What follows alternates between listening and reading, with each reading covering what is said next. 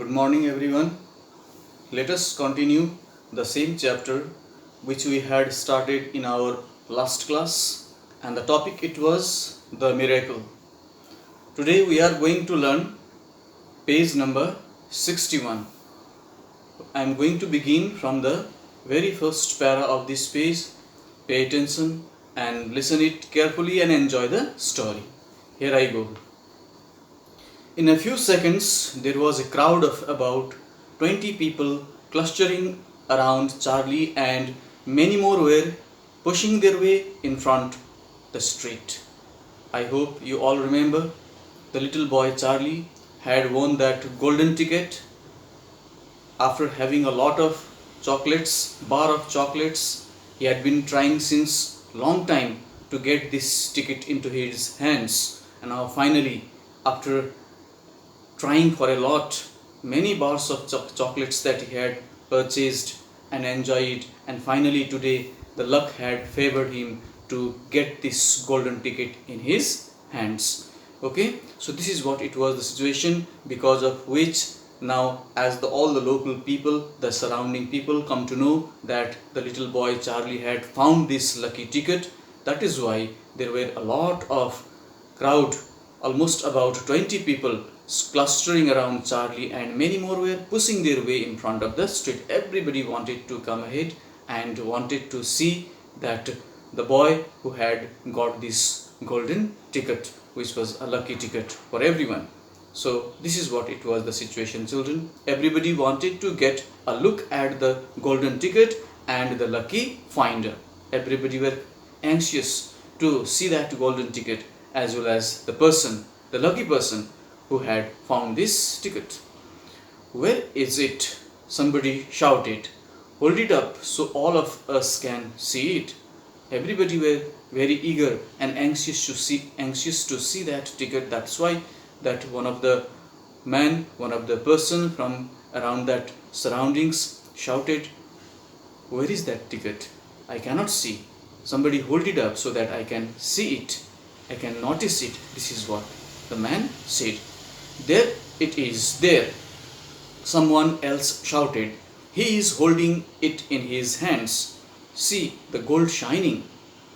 So this is what someone who was just standing nearby told to that person, that there it is. You can see that little boy who is holding the ticket in his hands. He is holding it in his hands. See, the gold is shining. See how that portion of the golden ticket is shining so much. This is how the person told to the another person. How did he manage to find it? I'd like to know, a large boy shouted angrily. Now everybody, the boys, usually those who were found there, those who were standing there, they might have become very jealous that how did this little boy only found the ticket? Why did I couldn't find it? How he found it? How he got it? That's what one of the boys shouted very angrily. 20 bars a day I have been buying them for weeks and weeks. That's what the little boy says. 20 bars per day. Every day 20 bars of chocolates I used to buy week by week. Many weeks that I have been buying these bars of chocolates every day. 20 bars of chocolates. That's what it has made me finally to come this position, that I have become lucky enough to get this golden ticket. Think of all the free stuff he'll be getting too. Another boy said enviously, a lifetime supply. So in this way, another boy nearby who was standing tells that now, as he had spent so much of the money in the past, 20 bars of chocolates every day for many weeks, it cost a lot of money for him. Now he is going to get the real prize now. Think of all the free stuff, free things that he is going to get. Another boy said enviously in a jealous manner. A lifetime supply, that's going to be a lifetime supply for him. Lifetime's enjoyment for him. He'll need it. The skinny little shrimp, a little girl, said, laughing. Then what was that happened later? That a girl who was standing nearby, who happens to comment something, he'll need it. The skinny little shrimp means who is very lean and thin looking person is called as shrimp. That is what one of the girl who was standing by comments so and starts laughing towards to that little boy. Okay. Charlie hadn't moved. He hadn't even unwrapped the golden ticket from around the chocolate bar. Till now, Charlie was very silent, very peacefully he was standing. He was not uttering a single word. He stood very still. He didn't move at all. He hadn't been unwrapped the golden ticket from around the chocolate bar. He even had not unwrapped that golden ticket from that bar of chocolate.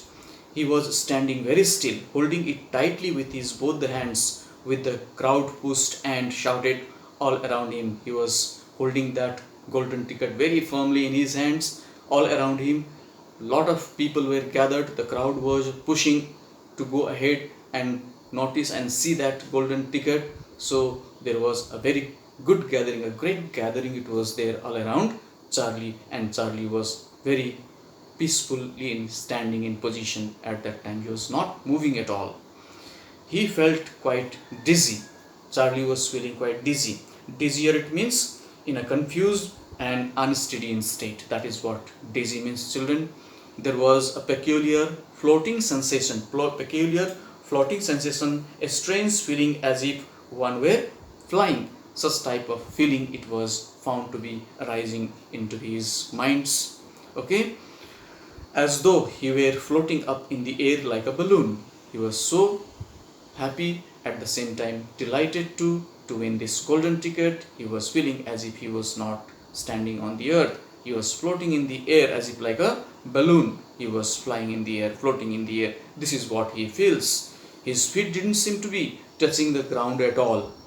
He could hear his heart thumping away loudly somewhere in his throat. This is a kind of feeling of excitement, a kind of nervousness, a kind of feeling of strange happenings. This is what the child was at this moment feeling and realizing and sensing in this particular situation. At that point, he became aware of a hand resting tightly on his shoulder, and when he looked up, he saw a tall man standing over him. In the mean situation, somebody comes nearby, and what does the boy Charlie sense? He senses that somebody had placed hand over his shoulders, okay, resting lightly over his shoulders, and when he looked up, he saw a tall man standing over him. And when the boy looks up, who is this person placing the hands over my shoulder? And when he looks up, what he notices? He sees that there was a tall man who was standing nearby him and was staring towards to him at the same time. Listen, the man whispered in a soft voice. He said, I will buy it from you. The tall man wanted to buy this golden ticket from Charlie. I will give you 50 pounds. How about it, eh? And I will give you a new bicycle as well, okay? In this way, the tall man likes to buy this ticket from Charlie, and in place of the ticket, what he offers to Charlie to give, first of all, he likes to give him how much? 50 pounds. Okay, and then secondly, he also offers a bicycle to give to Charlie. In this way, a kind of agreement, a kind of negotiation that he likes to make with Charlie here in this case. Are you crazy? Shouted a woman who was standing equally close. Just near by them, there was a woman who was standing and listening all these talks all about Charlie, between Charlie and that man who was tall.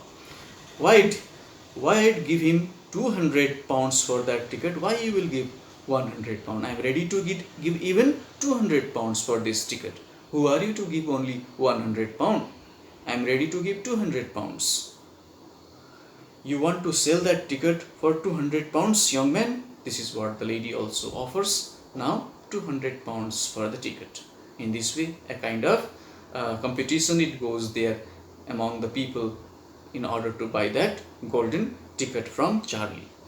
That's quite enough of that. The fat shopkeeper shouted. Now all these things, just near that fat shopkeeper from his own shop, he was noticing all these things going on, and he just comes over there and shouts. What he shouts? That's quite enough. It's too much. It's all over now. No need to make such type of any kind of bargaining or negotiation, all that, anything, it should be happening here. Pushing his way through the crowd and taking Charlie firmly by the arm. He goes ahead, pushing the crowd. The shopkeeper, the fat shopkeeper, goes ahead, pushing all the crowds in middle, and goes ahead and firmly holds the little boy Charlie in his arms and says, everybody, that's all over. No need to do anything. Nobody is here allowed to buy this ticket. Leave the kid alone. Let the kid remain all alone. Will you make way there?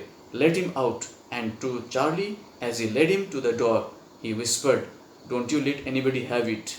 And he instructs the boy, the fat man, the shopkeeper, suggests the boy, instructs the boy that no need to listen to all these talks which is going on. They are offering you so much of the money, they are offering you different kinds of things. No need to listen to them. Ignore them at all. So he also asks those people, those who were standing to make way for the boy, to go ahead and come out of this crowd, and tells the boy to not to listen to them, and says, don't you let anybody have it. Do not allow this ticket to go to any other's hand. You keep it to yourself. Take it straight home quickly before you lose it. I tell you, better you take this ticket, keep in your safe hands, and go to your home as early as possible before you lose the ticket. This is how the fat shopkeeper instructs and suggests the child to do. Run all the way and don't stop till you get there. You understand? Charlie nodded. And in this way, whatever the fat shopkeeper tells to little boy Charlie, it was agreed by Charlie, because he nods his head in agreement. So this is what we learned in this page 61, children. So let us go towards to the next page of the chapter. Here we know, you know something, the fat shopkeeper said, pausing a moment and smiling at Charlie. For a moment, the fat shopkeeper stops for some moment, and then once again he tells to little boy Charlie, you know something? Pausing a moment and saying at Charlie, I have a feeling you needed some luck. I am glad you got it. And at that time, the shopkeeper tells to Charlie that I was always having a feeling that you should possess some luck, and now I am very thankful to God that you have finally got it right now. Good luck to you, Sunny. So all the way, you are always, it's my wish, it's my pray, you always may have a good luck. This is how good luck, Sunny. He just greets the child in a very soft and polite manner. Thank you, said Charlie said, and off he went, running through the snow as fast as his legs could go. In this way, Charlie also responds, thank you, my dear shopkeeper. Thank you very much for your such kindly suggestions, kindly words. I am very thankful, says Charlie, and runs away from there, got off from there, running through the snow as fast as his legs could go. As fast as his legs could go means as fast as he could run to reach his home. As he flew past Mr. Willy Wonka's factory, he turned and waved at it and sang out. In this way, when he had just left the Willy Wonka's factory, he just turns a little bit and waves his hand towards to that shopkeeper who had been so kind towards to him. I'll be seeing you soon. This is what he says. I'll be meeting with you very soon. I'll be seeing to you very soon. This is what Charlie says for another time, and runs away from there to go to his home. And 5 minutes later, he arrived his own home. In this way, in a very short period of 5 minutes of time, he finally manages to reach to his home in a safe manner. This is what we come to learn in this very beautiful and a very interesting story, which is adapted from a book named Charlie and the Chocolate Factory. This is what this story was adapted for you to learn. I suppose you might have enjoyed the story very much and understood it too very well.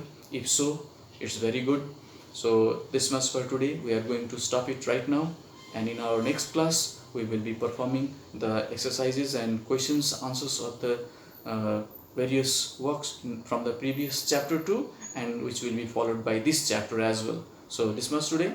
Thank you so much, children. Take care.